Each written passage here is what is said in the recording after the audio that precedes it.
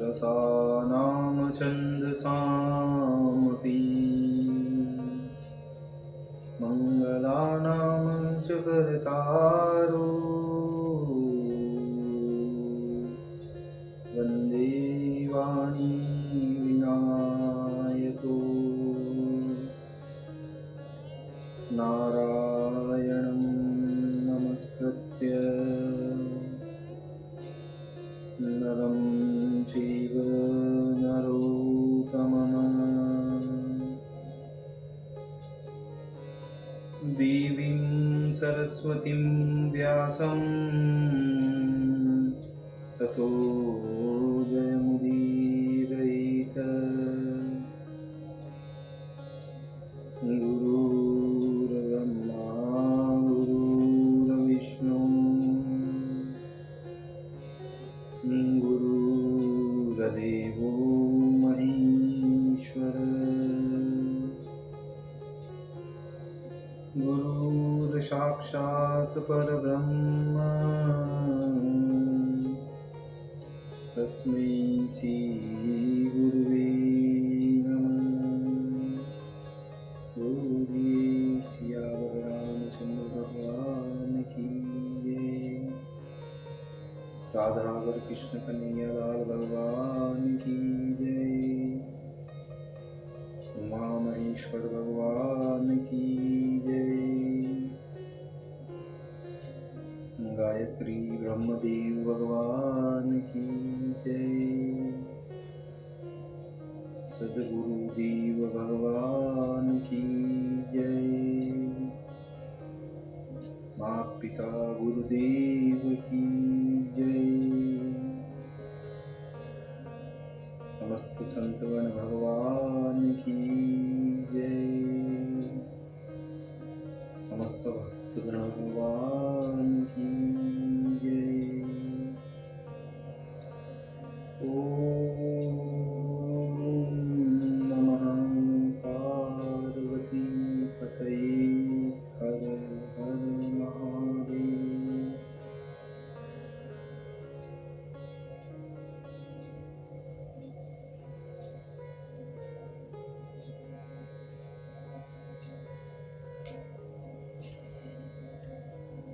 तो मित्रों,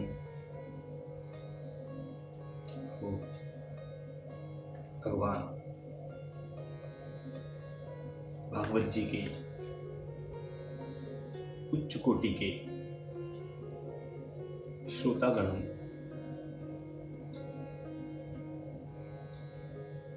अभी तक हमने श्रीमद् भागवत भगवान की कथा का प्रथम स्कंद को क्रम रूप में श्रवण करते आ रहे हैं, पठन करते आ रहे हैं, भजन करते आ रहे हैं, कीर्तन करते आ रहे हैं और कथा का मनन करते आ रहे हैं।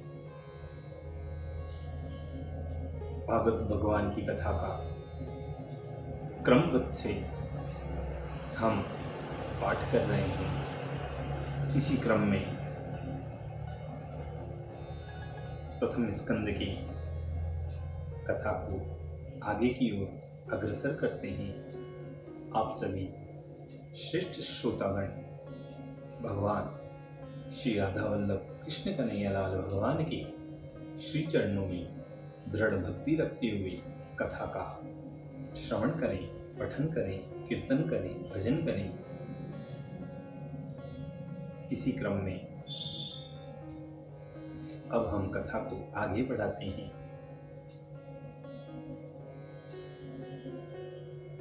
तो कहते हैं कि कियो दसम अध्याय में धर्मराज सुतराज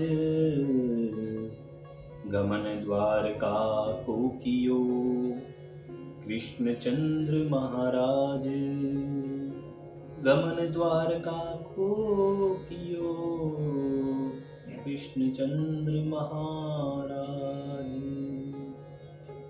इतनी कथा सुनकर शौनक मुनि बोले कि हे सूत जी महाराज, जो अपने से अधिक राज्य की इच्छा करते थे उन अन्यायी दुराचारियों को मारकर धर्मधारियों में श्रेष्ठ राजा युधिष्ठिर ने अपने भाइयों के समेत वैरागी होकर कैसे अपना समय व्यतीत किया था, उसे आप वर्णन कीजिए। तब सूत जी कहते हैं कि हे शौनक मुनि, कुरुवंश रूप दावानल से जले हुए वंश को श्री कृष्ण ने फिर अपनी कृपा दृष्टि से उत्पन्न करके हस्तिनापुर के राज्य में युधिष्ठिर को प्रवेश कराकर अत्यंत प्रसन्न हो गए।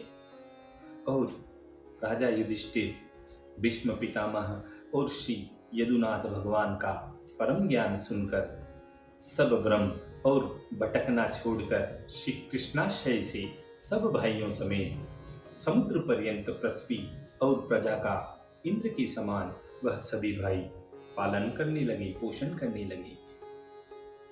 जब इच्छा होती थी तब मेघ वर्षा करता था। सब पृथ्वी कामधेनु की तरह हो गई थी। गौओं से ब्रज पूरी तरह हो रहा था। नदी, समुद्र, पर्वत, वन, वनस्पतियां, लताएं, सभी औषधियां सब ऋतु में इच्छापूर्वक फूलती थी, फलती थी। जैसे इच्छा हो जाती थी उस प्रकार से उस ऋतु में फल, औषधियां आदि आदि चीजें प्राप्त हो जाती थी, वस्तुएं मिल जाती थी। और राजा युधिष्ठिर के राज्य में किसी को भी किसी समय मानसिक व्यथा, किसी प्रकार का रोग, शीत, उष्णादिक, आध्यात्म, अधिदेव, अधिभूत दुख इस प्रकार के नहीं होते थे। श्री द्वारकानाथ देवकी नंदन अपने मित्र पांडवों का दुख दूर करने के लिए और भगिनी की प्रीति की इच्छा से कुछ दिनों तक हस्तिनापुर में वास करने के पश्चात युधिष्ठिर से सम्मति लेकर और आज्ञा लेकर भेंट प्रणाम करके वहां के पुरुषों से यथायोग्य मिलजुल कर उन सभी को प्रणाम को प्राप्त होकर श्री भगवान वासुदेव रथ पर बैठ गए। उस समय सुभद्रा, द्रौपदी, कुंती, उत्तरा, गांधारी, धृतराष्ट्र, युयुत्सु जो धृतराष्ट्र के वीर्य से वेश्या से जन्मा था उसका नाम युयुत्सु था, कृपाचार्य, नकुल, सहदेव, भीम, धौम्य ऋषि और मत्स्य सुता उत्तरा आदि मोह के वश में हो गए थे। मदन मोहन व्रजनाथ वाके बिहारी के वियोग को न सह सके। मत्स्य सुता सत्यवती का भी नाम आता है। देखिए, मत्स्य सुता और सत्यवती ये एक ही हैं। इसकी भी एक अलौकिक कथा है। अगर समय मिला तो हम आगे से वर्णन करेंगे, इसे बताएंगे। तो जो मत्स्य सुता सत्यवती का ही नाम है, जो व्यास जी की माता थी। आगे कहते हैं कि महात्मा पुरुषों के मुख से किसी बुद्धिमान ने एक बार श्री कृष्णचंद्र आनंद करने के यश को सुना था। उनसे उसी समय सब लोभ मोह, स्त्री पुत्रादिकों की प्रीति तजी, परंतु उस कृष्ण गुण गाने वाले के सत्संग को नहीं त्याग सकता। तो साक्षात परमेश्वर परस्पर दर्शन, स्पर्शन, संभाषण और स्थान में सोना बैठना, भोजन, नित्य कर्म करने वाले युधिष्ठिर आदि उस विरह को कैसे सह सकते हैं। देखिए, इस चीज को ऐसे समझे कि हम जो प्रभु में, भगवान में इतनी प्रीति रखते हैं, उनके भजन में, उनके कीर्तन से हमें इतना आनंद होता है। तो देखिए, श्री कृष्णचंद्र उन पांडवों के साथ वहाँ हस्तिनापुर की सभी लोगों के साथ इतने समय तक वहाँ रहे, उनके साथ खाए, उनके साथ उठे बैठे, अनेक प्रकार के वार्तालाप, आनंद, हंसी मजाएं, लीलाएं की थी। तो उन लोगों से उन भगवान का बिछुड़ना कैसे सहन हो सकता था। हम लोग कभी भजन करते हैं और भजन के उपरांत जब हमारे घर की ओर आते हैं तो हमारा मन बहुत विशुद्ध हो जाता है। भगवान से दूरी होने पर हमें बड़ा वियोग होता है। तो उन युधिष्ठिर आदि पांडवों और वहां की प्रजा को कितना विरह हुआ होगा। तो उस चीज को वह सभी जन सहन नहीं कर सके। जिन युधिष्ठिर आदि की श्री कृष्ण में अलौकिक प्रीति है, नित्य प्रति आना जाना, हंसना बोलना, देखना, चलना फिरना, उनके साथ शयन करना, यह सभी चीजें उनके साथ आसक्त रहती थी। तो उनसे उनका विरह किस प्रकार सहा जाए। श्री कृष्ण भगवान में जिनके मन लग रहे हैं और नेत्रों के पलक पल भर को नहीं गिरते हैं, इकटक उनका दर्शन करते ही रहते थे। वे सब अति स्नेह के कारण प्रेम के जाल में बंधे हुए श्री कृष्ण की पूजा करने के लिए सामग्री लेने को जहां तहां चल देते हैं। देव की सुत की यात्रा में किसी प्रकार का अमंगल न हो, इसलिए बांधवों की स्त्रियां उत्कंठावश आंखों से आंसू और आंखों में ही रोक के रखी हुई हैं। जो आंसू हैं वह उन श्री कृष्ण को दिखने नहीं दे रही।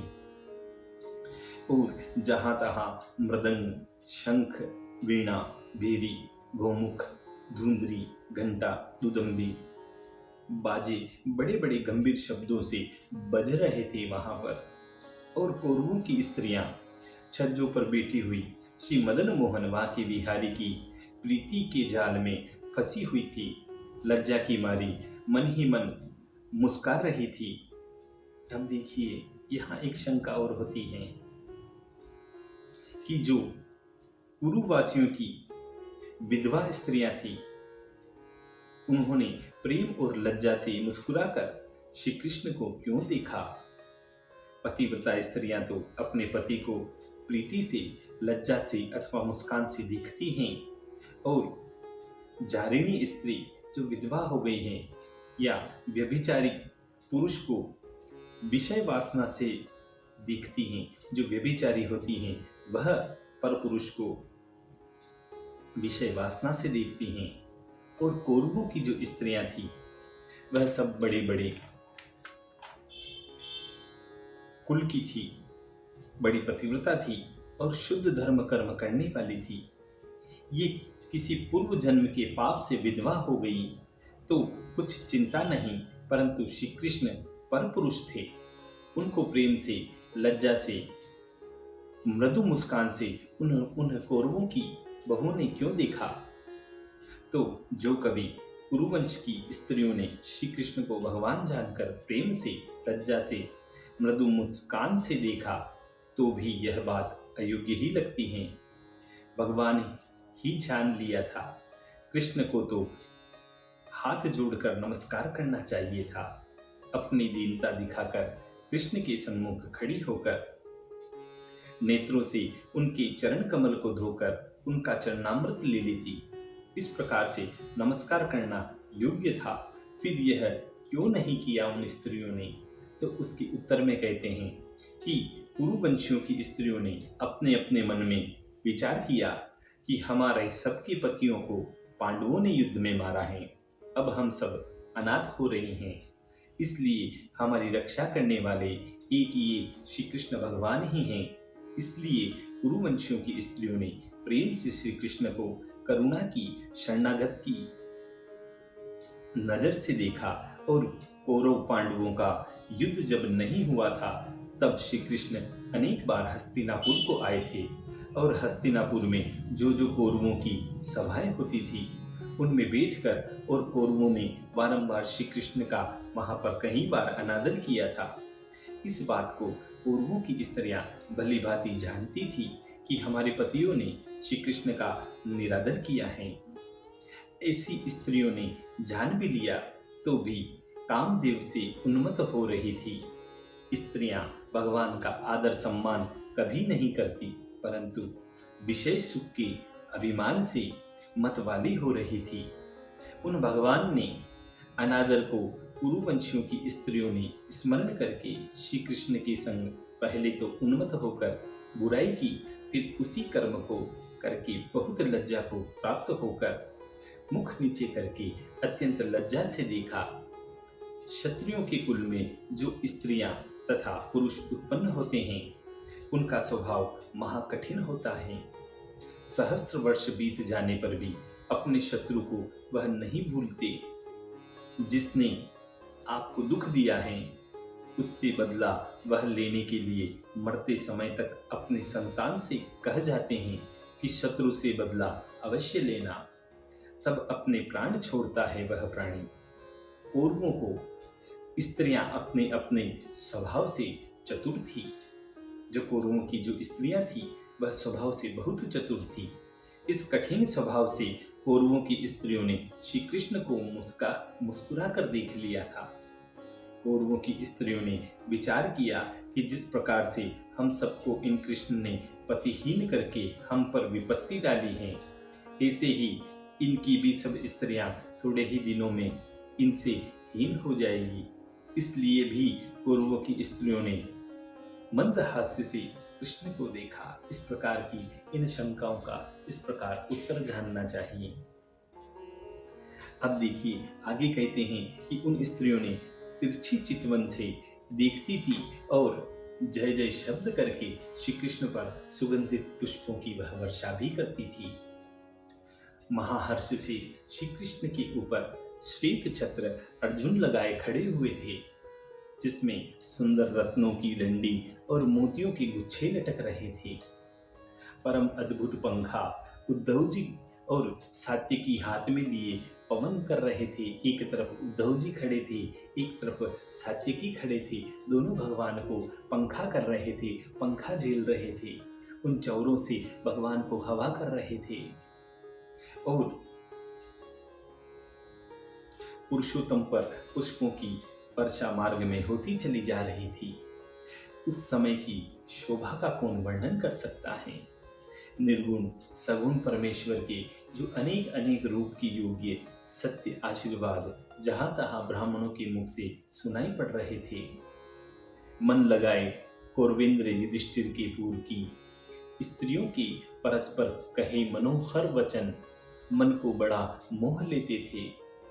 उत्तम आत्मा में निश्चय करके पुरातन एक पुरुष यही हुए हैं। समस्त जगत जिनकी देह में है, गुणों में आगे जिनका जन्म, निशा में जो शक्ति है, उस समय आंखें न मीचे वही ये पूर्ण परमात्मा कहलाते हैं। अपने वीर्य से प्रेरित सबकी जिलाने रचने वाली प्रकृति को नाम रूप जिस आत्मा ने व्यापक में नहीं हो सकते हैं, उनमें रूप नाम विधान करने को सब शिक्षा शास्त्र करने वाले ही फिर माया में स्थिर हुए। निश्चय है कि ये परमेश्वर हैं, जिनकी पद को बड़े बड़े जितेंद्रिय विवेकी देखते हैं। वहीं ये श्री ब्रजानंदन सब जीवात्माओं की शुद्ध करने वाले कहे गए हैं। ये ईश्वर वे हैं कि जिनकी सत्य कथा या इस प्रकार सत्य कथा सखाओं ने भी और वेदों ने भी गुहा नामों से इनकी एकांत की जो बातें जानने वाले उन्होंने कही है कि ये एक परमात्मा अपनी लीला से संसार की उत्पत्ति, पालन, संहार किया करते हैं। परंतु इस विश्व में आसक्त नहीं होते यह परमेश्वर। जब तामसी बुद्धि वाले राजा पृथ्वी पर अधर्म से राज्य करने लगते हैं, तब यह परब्रह्म परमात्मा सात्विक रूप धरकर निसंदेह संसार स्थिति के लिए युग युग में अपना रूप धारण करके ऐश्वर्य, सत्य प्रतिज्ञा, यथार्थ वार्ता, भक्तों पर कृपा आदि अद्भुत कर्म किया करते हैं। यह यादव कुल अत्यंत श्लाघा करने योग्य है। यह मधुवन अत्यंत पुनीत स्थान कहा गया है, जिसमें सब जगत के स्वामी श्रीपति ने जन्म लेकर और चल फिरकर पूज्य के योग्य बना दिया। यह द्वारकापुरी पुण्य, यश कत्री और स्वर्ग के यश का तिरस्कार करने वाली कही गई है, जिनमें नित्य अनुग्रहित दृष्टि और मधुर मुस्कान युक्त श्री कृष्णचंद्र जी को उनकी प्रजा देखा करती हैं। हे सखियों, जिन स्त्रियों का इन्होंने पाणी ग्रहण किया है, निश्चय ही उन स्त्रियों ने जन्मांतर में कई प्रकार के व्रत, स्नान, हवन से ईश्वर का पूजन किया होगा। और जिनके अधराम व्रत में अपने अंतःकरण लगाकर ब्रजबाला बारंबार मोहित होती थी। शिशुपाल बड़े बड़े नामी राजाओं को जीतकर अपने पराक्रम रूप विद्य से स्वयंवर से सुंदरियों को हर लाए थे। और प्रद्युम्न, सांब, अनिरुद्ध आदि पुत्र जिनसे उत्पन्न हुए हैं और भौमासुर को मारकर जो कई सहस्त्र स्त्रियां ले आए थे, उन सबके धन्य भाग्य हैं जो वह इन श्री कृष्णचंद्र की पत्नियां बनी। यह परम स्त्री भाव को ही प्राप्त हुई थी, क्योंकि जिनमें चतुराई नहीं, शोक संताप नहीं, परंतु देवी शोभित हुई, यह सब व्रत पूजन का ही प्रभाव है। जिन्होंने हृदय ग्राहिणी मधुर वाणियों से ब्रजराज को मोहित कर लिया था, कभी उनके घर से बाहर नहीं निकलते थे। वे पुर की स्त्रियां इस प्रकार से बात करती थीं और ब्रजचंद्र उनकी ओर देख देख कर आनंदित होकर उन सभी स्त्रियों से मुस्कुराते हुए चले जाते थे। राजा युधिष्ठिर ने भगवान को अकेला जानकर शत्रुओं की शंका से अपने स्नेह से रक्षा के लिए थोड़ी सी सेना उनके साथ भेज दी कि यह कृष्ण द्वारिका को जा रहे हैं, इनके साथ रक्षा के लिए कुछ सेना भेज दूं, जिसमें हाथी, घोड़े, रथ, पालकी, पैदल सैनिक थे। और स्वयं चारों भाई बहुत से कुरुवंशियों समेत पहुंचाने को उनके संग चले। जब प्रीति की बातें करते कहते बहुत दूर निकल गए थे, तब विरहातुर कौरवों को श्री कृष्णचंद्र जी ने हस्तिनापुर को लौट जाने का आदेश दिया और स्वयं द्वारकापुरी को चले गए। कुरु, जांगल, पांचाल, शूरसेन, यमुना किनारे के देश, ब्रह्मव्रत, कुरुक्षेत्र, मत्स्य देश, सरस्वती तीर के देश, मारवाड़ से बड़े सोवीर, आभीर देश और अन्य देशों में होते हुए अंतरदेश में जो द्वारकापुरी के समीप हैं, भगवान वहां पहुंचे। और जब घोड़े थक जाने के कारण उन्होंने वहीं विश्राम किया था। जहां जहां सूर्यास्त होने पर श्री कृष्ण ने विश्राम किया था, वहां वहां के वासी श्री कृष्ण के निकट आकर भेंट देकर उन भगवान का पूजन करते थे और परस्पर कहने लगते थे कि यदि आदि पुरुष अविनाशी भूमि का भार उतारने के लिए संसार में जन्म लेकर अपने भक्तों को सुख देते हैं, जिनका दर्शन शिव, विरंची, नारदादि देवताओं के ध्यान में नहीं आता, उनका दर्शन हम जैसे तुच्छ लोगों को बड़े भाग्य से यहाँ प्राप्त हो रहा है। धन्य भाग्य उन वृंदावन के ग्वालों ग्वालियों के, जिन्होंने ब्रज में रहकर दिन रात इनके साथ आहार, व्यवहार, रास लीलाएं आदि आदि लीलाएं, और इन्होंने ही उन कौरव पांडवों में महाभारत कराकर कुरुवंश विध्वंस करा दिया। कोई यह कहते हैं कि यदुवंशियों ने पूर्व जन्म में बड़ा उग्र तप किया होगा, जिसके प्रताप से इनका अपना हित और संबंधी समझकर दिन रात संग में रहकर आनंद भोगा है और उनको नाना प्रकार का इन भगवान ने सुख दे दिया।